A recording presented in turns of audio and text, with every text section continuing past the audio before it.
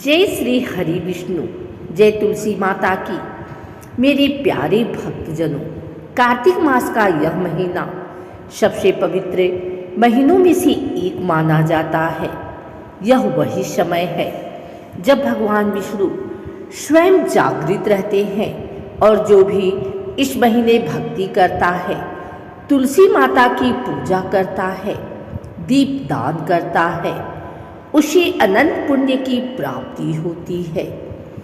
आज मैं आपको सुनाने जा रही हूँ एक बहुत ही प्रेरणादायक कथा, कार्तिक मास की दो बहनों की कथा और तुलसी माता की अद्भुत कहानी।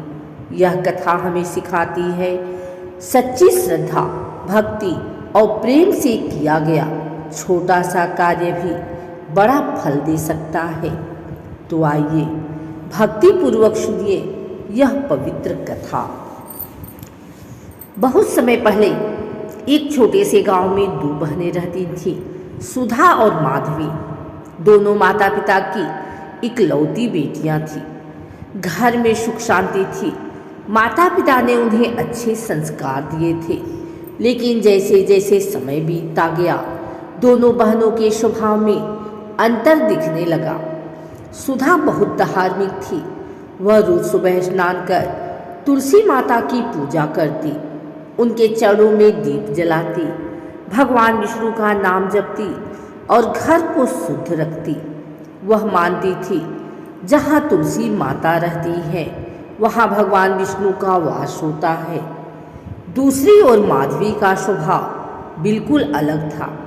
वह आधुनिक सोच रखती थी और कहती, हर रोज पूजा करने से क्या होता है, भगवान तो मन में रहते हैं, तुलसी को जल देने से जीवन नहीं बदलता। माँ कई बार समझाती, बेटी तुलसी माता कोई साधारण पौधा नहीं, वह लक्ष्मी का ही स्वरूप है। उनकी पूजा करने से घर में सुख आता है। पर माधवी हंसकर बात टाल देती। कार्तिक मास का समय आया। पूरा गांव भगवान विष्णु और तुलसी माता की भक्ति में डूबा हुआ था। लोग सुबह सुबह स्नान कर दीप दान करते, तुलसी विवाह की तैयारी करते। सुधा ने भी कार्तिक एकादशी के दिन व्रत रखा। उसने तुलसी माता को दूध से स्नान कराया, लाल चुनरी ओढ़ाई, दीपक जलाया और भगवान विष्णु का नाम लेकर कहा, माता तुलसी मुझे सच्चे मार्ग पर चलने की शक्ति देना। उसने रात भर दीपक जलते रहने दिए। उसके घर में अद्भुत सुगंध फैल गई, वातावरण पवित्र हो गया। वही माधवी उस दिन देर तक सोई रही, न पूजा की न व्रत रखा। उसने कहा, इतनी ठंड में सुबह सुबह कौन उठे, भगवान तो हर जगह है। उस रात तुलसी माता ने दोनों बहनों के स्वप्न में दर्शन दिए। वे अत्यंत तेजस्विनी थी। उनके चारों ओर दिव्य प्रकाश फैला हुआ था। उन्होंने सुधा से कहा, बेटी तेरी भक्ति ने मुझे प्रसन्न किया है। तेरे घर में सदा लक्ष्मी का वास रहेगा, तेरा परिवार सुखी रहेगा। फिर वे माधवी की ओर मुड़ी और बोली, बेटी तू भी मुझे जानती है, पर प्रेम से नहीं पूजती।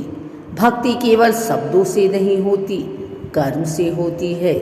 फिर भी तेरे अंदर जो जिज्ञासा है, उसी के कारण मैं तुझे सुधारने का अवसर देती हूँ। सुबह जब दोनों उठी तो सुधा का घर खुशियों से भर गया। अचानक उनके पुराने कर्ज उतर गए, व्यापार में लाभ हुआ और परिवार में आनंद छा गया। माधवी के घर में उल्टा होने लगा, काम बिगड़ने लगे, घर में कलह बढ़ने लगी और मन अशांत हो गया। कुछ दिनों बाद माधवी अपने बहन के घर गई। वहाँ उसने देखा कि तुलसी माता का पौधा हरा भरा है, उसके चारों ओर दीपक जल रहे हैं और पूरे घर में शांति है। वह चकित रह गई। उसने सुधा से पूछा, बहन तेरे घर में इतना सौभाग्य कैसे? सुधा मुस्कुराई और बोली, यह सब तुलसी माता की कृपा है। मैं हर दिन तुलसी माता की पूजा करती हूँ, उन्हें जल चढ़ाती हूँ और कार्तिक मास में दीप दान करती हूँ। माधवी को अपनी गलती का एहसास हुआ। वह घर लौटी और सच्चे मन से तुलसी माता से क्षमा मांगी। वह बोली, माता तुलसी, मैंने आपको कभी आदर नहीं दिया, कृपा कर मुझे क्षमा करें।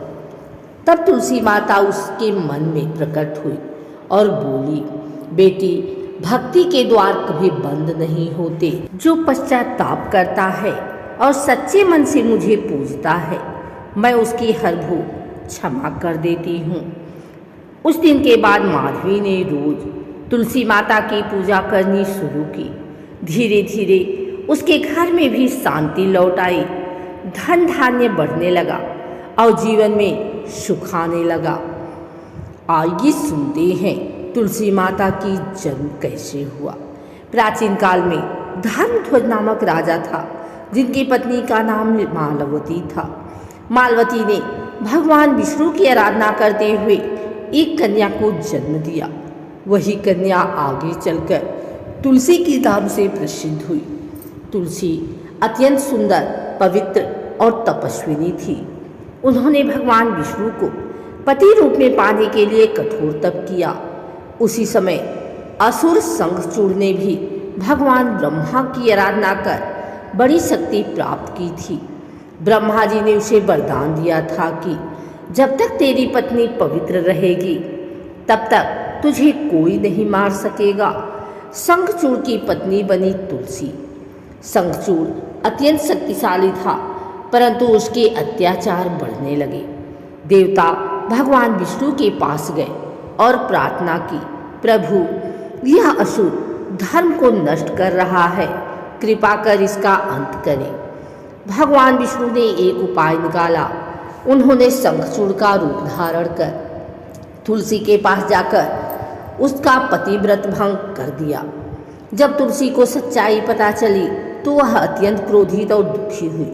उन्होंने भगवान विष्णु से कहा, आपने मेरा पतिव्रत भंग किया है। आप मेरे शरीर से अलग हुए बिना मेरी आत्मा का सम्मान करें। भगवान विष्णु ने कहा, माता, तुम सदा मेरे हृदय में वास करोगी। पृथ्वी पर तुम तुलसी के रूप में पूजी जाओगी और जो भी मेरी पूजा तुलसी दल से करेगा वह मेरा परम भक्त कहलाएगा। इस प्रकार तुलसी माता का जन्म हुआ। कार्तिक मास की एकादशी से पूर्णिमा तक तुलसी विवाह का पर्व मनाया जाता है। इस दिन तुलसी माता का विवाह भगवान शालिग्राम, जो कि विष्णु जी के प्रतीक हैं, से किया जाता है। इस दिन जो भी भक्त तुलसी माता की पूजा करता है, दीपदान करता है और व्रत रखता है, उसे वही फल मिलता है जो 1000 यज्ञ करने से मिलता है। तुलसी विवाह का अर्थ है भक्ति और भगवान का मिलन। यह दिन संसार में शुद्धता, प्रेम और धर्म के पुनः जागरण का प्रतीक है। इस पवित्र कथा से हमें यह शिक्षा मिलती है, सच्ची भक्ति केवल दिखावे से नहीं होती, बल्कि श्रद्धा और प्रेम से होती है। आलस्य और उपेक्षा भक्ति के सबसे बड़े शत्रु हैं।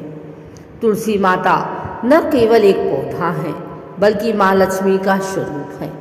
कार्तिक मास में यदि कोई तुलसी माता की पूजा, दीपदान और व्रत करता है तो उसके जीवन से दरिद्रता और कलह समाप्त हो जाते हैं। भाइयों और बहनों, यह थी कार्तिक मास की 2 बहनों की प्रेरणादायक कथा और तुलसी माता की दिव्य कहानी। यह कथा हमें सिखाती है कि सच्ची श्रद्धा से किया गया एक छोटा सा कर्म भी बड़ा फल देता है।